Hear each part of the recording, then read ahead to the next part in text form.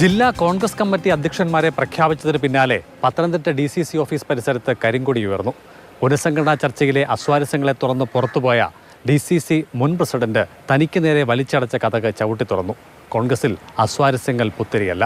എന്നാൽ CPM ജില്ലാ നേതൃനിരയിലെ 2 അംഗങ്ങൾ തമ്മിലുണ്ടായ ഭിന്നത പുറത്തുകെട്ടത് പാർട്ടിയുടെ സമീപകാല ചരിത്രത്തിൽ തന്നെ ആദ്യ സംഭവമാണ്. ഇടതൈക്യമെന്ന പൊതുധാരണയ്ക്ക് വിള്ളൽ വരുത്തിയ സംഭവമാണ് കയ്യാങ്കളി. അത് താഴെത്തട്ടിൽ വരെ ആശയക്കുഴപ്പത്തിന് ഇടവരുത്തിയിട്ടുമുണ്ട്. വ്യാജ വാർത്തയാണ്, അടിസ്ഥാനരഹിതമായ വാർത്ത ജനങ്ങൾ തള്ളിക്കളയണമെന്നാണ് എനിക്ക് അഭ്യർത്ഥിക്കാനുള്ളത്. പ്രചാരണത്തിലെ വീഴ്ചകളും മെല്ലപ്പോക്കുമാണ് തർക്കത്തിന് ആധാരം.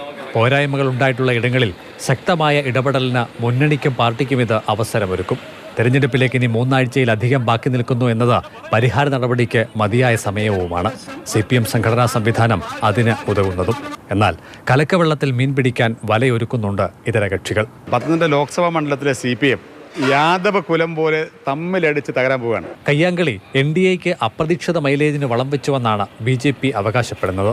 ഇത് സൂചിപ്പിക്കുന്നത് CPM അണികൾക്കും അതേപോലെ തന്നെ അവരുടെ നേതൃനിരയ്ക്കും എല്ലാം പരാജയപ്പെടുമെന്നുള്ള തോന്നൽ അവർക്ക് ഉണ്ടായിക്കഴിഞ്ഞിരിക്കുകയാണ്. 2019 6 നിയമസഭാ മണ്ഡലങ്ങളിൽ മുന്നേറിയ UDF അടൂരിൽ 3-ാം സ്ഥാനത്തായിരുന്നു.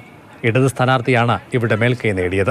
എന്നാൽ കഴിഞ്ഞ നിയമസഭാ തെരഞ്ഞെടുപ്പിൽ അടൂരിൽ UDF പിടിച്ചു കയറി.